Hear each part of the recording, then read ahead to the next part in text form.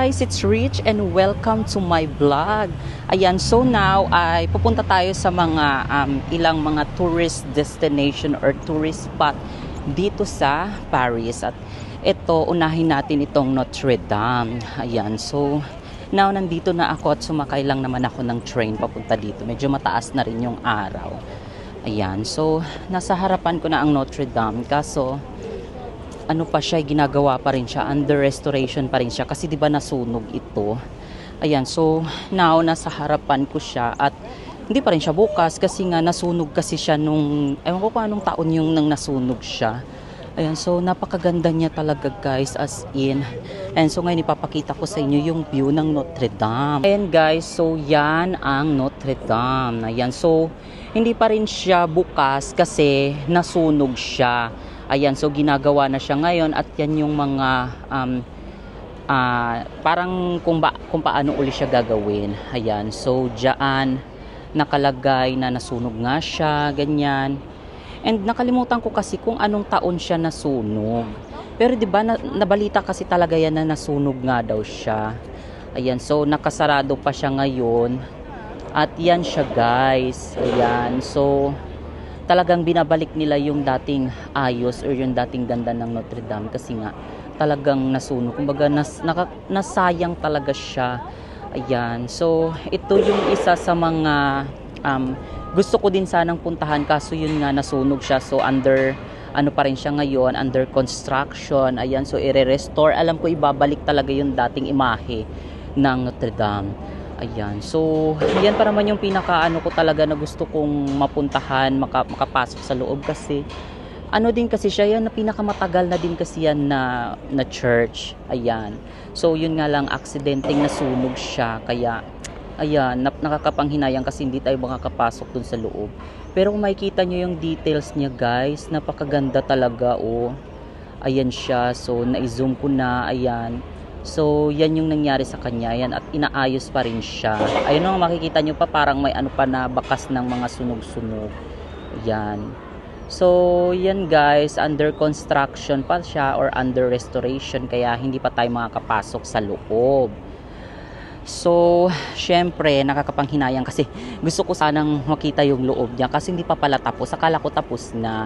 Ayan, so syempre matagal talagang ano yan, restoration kasi ibabalik nila yung dating imahe. Ayan, so ngayon, ang susunod naman nating pupuntahan is yung Pantonia tayo.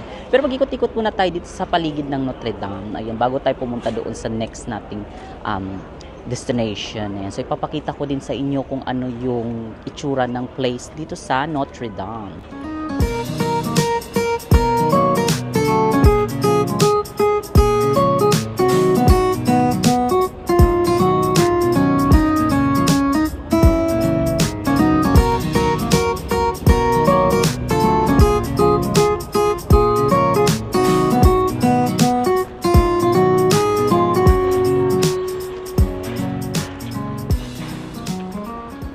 Guys, so here sa paligid ng Notre Dame, ayan yung makikita nyo. Ang gaganda talaga ng mga ano nila, no, mga structure ba yan? Instructure, basta yun yung mga building na lang. Ang gaganda talaga guys, so kung makikita nyo talagang as in, napakaganda, nakaka-amaze yung mga architecture na pagkakagawa sa kanya mga design, ayan. So yun, ito yung nasa paligid ng Notre Dame at yeah, ito nga ang Notre Dame. Notre Dame ba? Or Notre Dame? Ayan. So, inaayos pa siya ngayon. So, ngayon, mag-ikot-ikot tayo at pupunta na tayo sa ating next na destination. Ayan. So, now, maglakad-lakad tayo ngayon. Kasi, hindi din naman kasi tayo nakapasok sa loob. Sayang. Maganda pa naman sana yung loob ng Notre Dame. So, meron pa namang mga ibang puntahan dito. Madami pa. And so, maglakad-lakad muna tayo para makita natin yung place. Actually, hahati-hatiin ko yung mga tourist destination vlog natin. So, siguro ang gagawin ko lang ngayon is 4 lang na tourist destination. And then, another na naman sa susunod na vlog para hindi mahaba yung video kasi masyadong mahaba. Yung kahapon na nga lang sa Eiffel Tower, talagang sobrang haba na nung vlog ko doon. Ayan. So now, papakita ko sa inyo tong view dito and then pupunta na tayo sa second natin na tourist destination.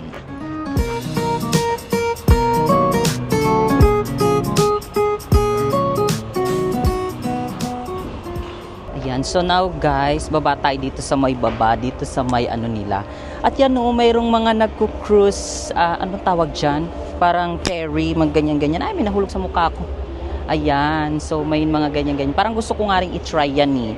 Yan, so hindi ko lang alam kung magkano yan. Mahal yata. Yan. Ano ba yung umano sa mukha ko? May nahulog sa mukha ko, grabe. Ayan o. Parang gusto ko i-try yan. Yan, yung cruise. Ano ba tawag yan? River cruise. Ayan. So, maliit lang siya na parang ferry. Ferry ba tawag dyan? Ayan.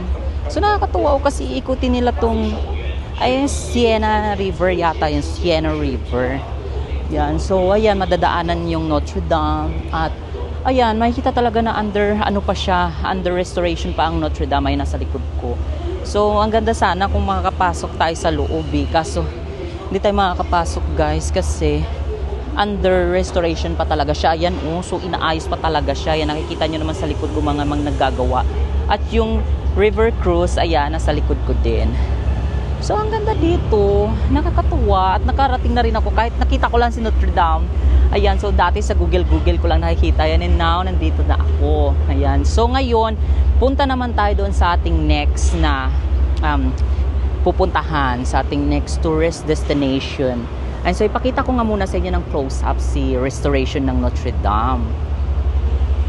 Ayan siya, guys. O, under ano pa talaga siya. Construction. Ayan.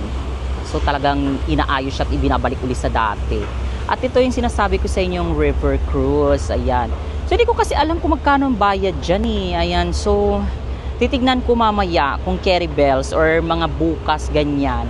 Ayun ko lang kung makakapunta pa ako ng Disneyland kasi ang dami ko pang gagawin ng mga vlog. Ayan. So hindi pa tayo nakakapunta doon sa famous na Starbucks dito sa Paris. Ayan. Parang ang sarap talaga sumakay dyan. Nakakatuwa naman. Ayan, so now, punta na tayo doon sa ating next tourist destination. Ayan, so para makarami tayo ng ma-vlog ngayong araw na to. Ayan, so finally, ayan, nakarating na ako kay Notre Dame and I'm so happy. Ayan, so panibagong ano na naman ang nakita ko na to. Actually guys, pag nandito kayo sa Paris, napaka-convenient lang naman lahat kasi may mga metro naman like train or subtrain, ganyan, or bus. Ayan, so mura lang siya kung tutuusin kasi kung bibili kayo ng 10 rides, ayan. So mas makakatipid kayo compare doon sa pa 2.15 euro yata. Mas medyo mahal 'yon. So ang kunin niyo na is yung 10 rides para mas makamura kayo kasi kung 10 rides na nasa 18 euro lang siya something. Pero kung pa isa-isa kasi abutin kayo ng 20 euro mahigit. So much better na mag-ano lang kayo yan para mas ma-access nyo lahat. Mabilis lang makapunta dito guys. As in, ako nga baguhan lang ako dito, first time ko to pero nakakaya ko mag-travel, 'di ba? Kasi may Google Map naman. Ayan, so mag-Google Map lagi at 'yon. Accurate naman siya at saka sinasabi naman niya kung saan kayo bababa at kung ano yung sasakyan nyo. Yan. So now, punta na tayo sa ating next tourist destination.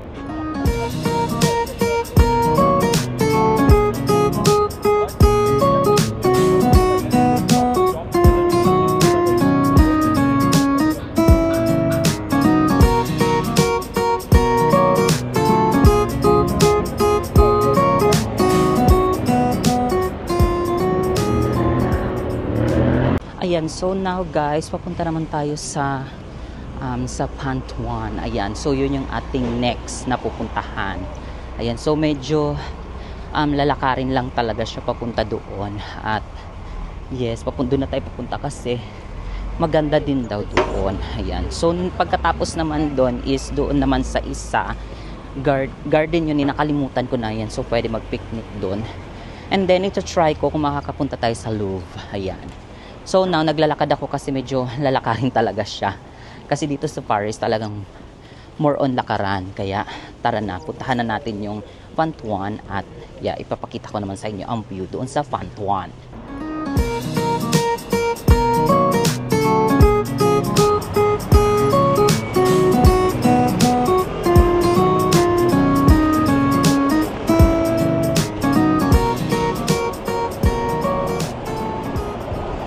guys, so nakita ko na ang Pantheon. Ewan ko kung tama ba yung pagkaka-pronounce ko. Pantheon.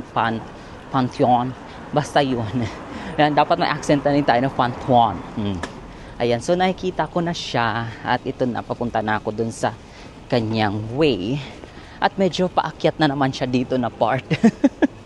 So pagkatapos ito, pupunta tayo dun sa isa na naman nating tourist destination. And ipapakita ko sa inyo, nakikita ko na siya. Oh. Ayan siya. Ayan ang Pantheon. I-zoom natin. Ayan. So, yan ang Pantheon. Ayan. So, dyan tayo pupunta ngayon at ipapakita ko siya sa inyo ng close up. Ayan. So, now, naglalakad na ako. Medyo nakapagod lang maglakad kasi paakyat siya, guys. Ayan. So, yeah. Ayan. Kailangan tiyagain ko para may pakita ko sa inyo yung mga view dito sa Paris. And so may pulis. So kada pinupuntahan kong place, pagkatapos kong mag-take ng video, nagpapahinga ako konti para ma-feel ko yung place. Ayan. So ang gaganda naman ng mga bulaklak dito, ang babango. Ayan. So now, pupunta na tayo at mamaya ipapakita ko sa inyo ng close up yung mga view doon sa Pantheon.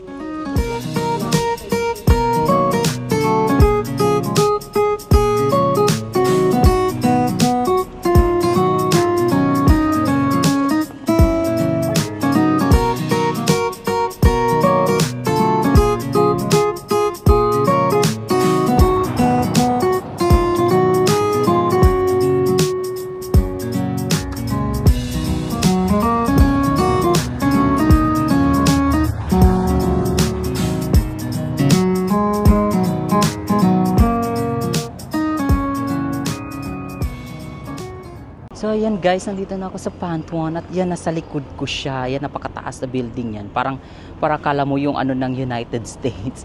At itong nasa harapan ko, para siyang simbahan, cathedral.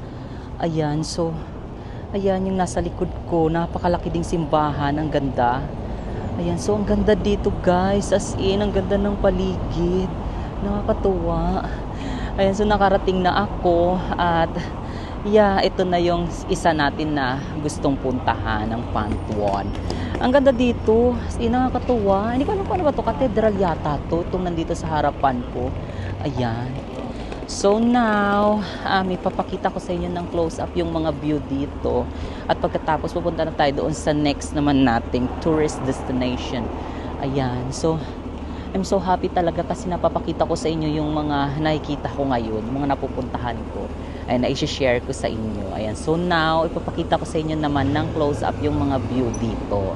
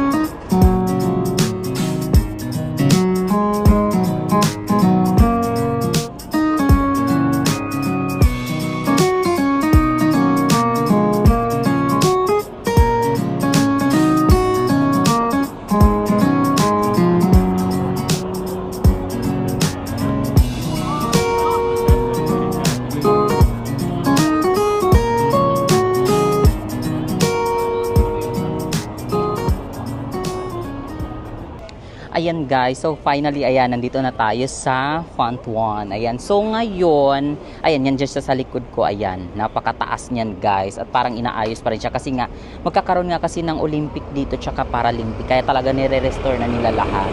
Ayan, so now, ang pupuntahan naman natin is, mamaya titignan ko kung ano yun. Parang garden, basta ganun yun siya.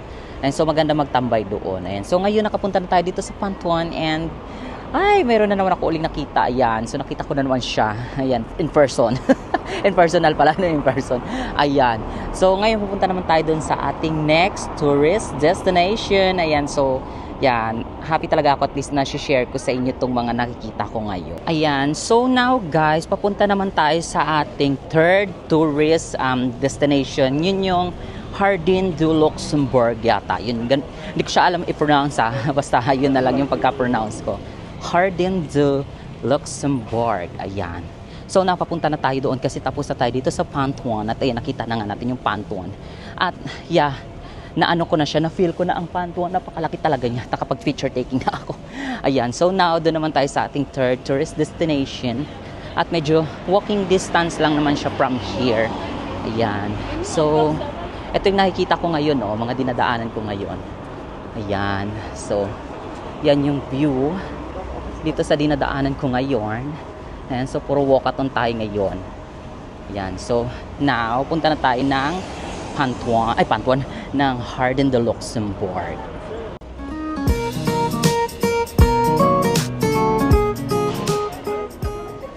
And guys, so now nakita ko na ang Jardin du Luxembourg. Ayan. So papasok tayo doon sa loob. Ayan. So, ayan, naglalakad na ako at ito maraming mga kainan dito sa paligid. Gusto ko sanang i-try uminom ng champagne. Kaso baka naman malasing-lasing tayo. Ayan, so mamaya pasok tayo doon sa loob at ipapakita ko yung view doon sa loob. Kasi maganda siya kasi parang siyang garden. Ayan, so now, ito na, papasok na tayo doon sa loob ng Jardin du Luxembourg.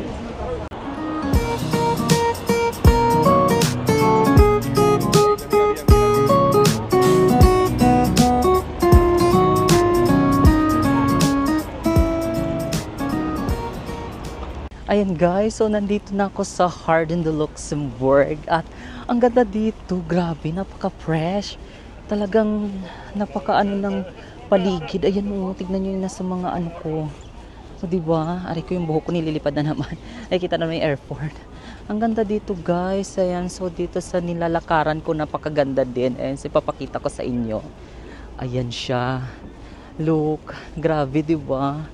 Talagang as in, buhay na buhay yung mga ano dito. Ang ganda ng pagkakaano ng mga nature nila. Talagang ang linis pati dito.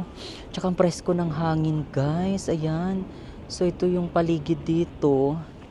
At doon may mga malalaking puno din. Ayan, dyan. So grabe, ang ganda dito. Ang sarap mag-picnic dito. And so ikutin natin kasi medyo malaki itong Jardin du Luxembourg. Ayan, so mag-ikot-ikot tayo at nagulo na yung buhok ko. Ang buti hindi masyadong mahangin ngayon. Katamtaman lang. Ayan. So nakakatawa dito ha. Ang ganda. Ayan. So ano tong building na to? Yung parang castle na naman. Ayun, doon tayo pupunta o kasi doon yung mga picture taking talaga para makita yung pinaka-view ng Jardin du Luxembourg. Ayan. Ayaw ko kung tama ba yung pagkakapronounce ko. Basta yun na yun. Ayan. So, yeah. Papakita ko doon na part ngayon guys. Ayan.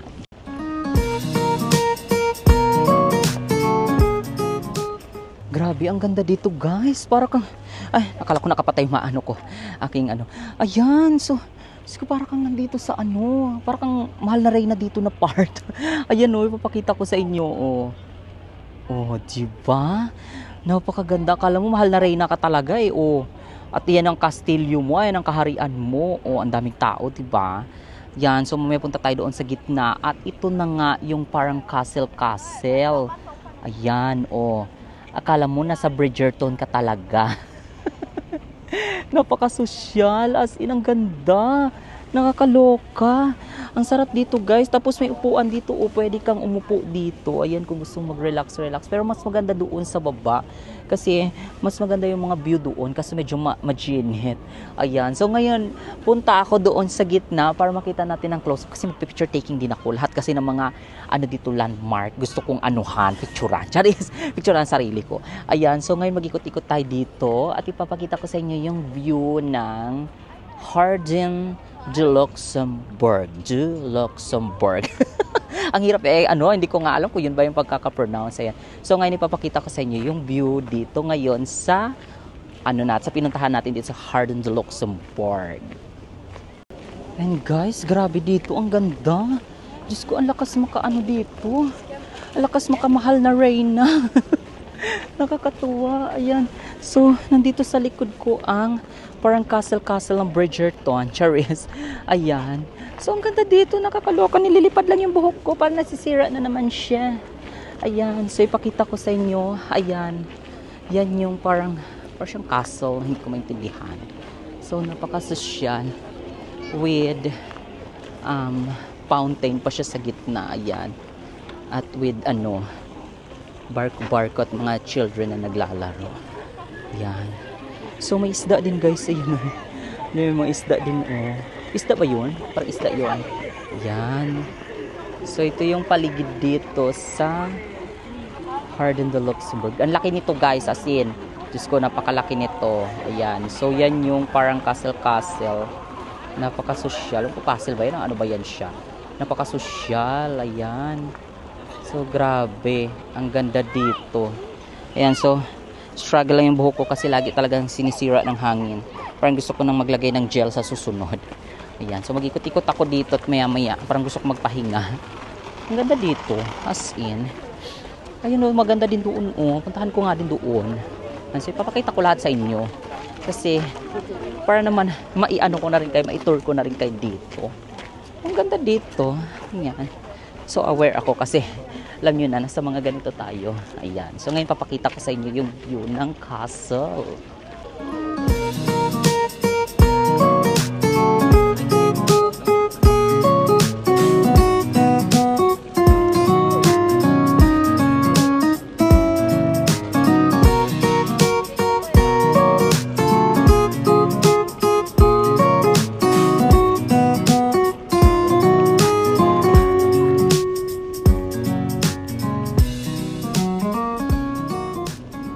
Yan, so now guys, ito na yung last natin pupuntahan dito sa Jardin de Luxembourg.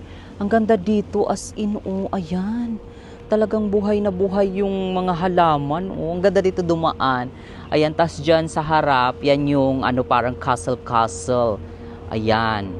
Di ba i-zoom natin para makita nyo. Ayan siya. Kaya talagang ang lamig pati dito. Malamig dito na place. Nakakatuwa. Ayan. So, ngayon, dahil tapos na tayo dito, ay pupunta naman tayo ng Louvre. Try kong pumunta doon. Ayan. So, sana yun. Ibang vlog kasi sana gagawin ko doon sa Louvre. Pero baka siguro ibang vlog na lang kasi masyadong malaki yun. Iikot-ikutin talaga natin yun. Ayan. So, now, ito lang muna yung ating tourist destination na pinuntahan. Ayan. So, yung Louvre siguro gagawin ko siya ng ibang video kasi masyado kasi siyang mahaba, guys. Masyado kasing malaki ang Louvre. Ayan. So, upo nga muna tayo. Napagod ako. Ayan. So, nagulo-gulo na rin yung mga buhok ko. Nakakaloka. Lagi na lang nagugulo yan. Ayan. So, ayun. Ngayon, ito muna yung ating video at gagawin ko kasi ng separate na video yung sa Louvre para mas mas maganda. Ayan. So at least napakita ko sa inyo yung tatlong pinupuntahan dito sa Paris, sa mga tourist destination at na-share ko na sa inyo. Ayan. So at least kahit papaano na itutour ko kayo sa mga lugar dito sa Paris. So thank you so much for watching these videos, guys. At sana nag-enjoy kayo sa ating vlog ngayon. Ayan. So thank you so much and see you in my next vlog. Bye!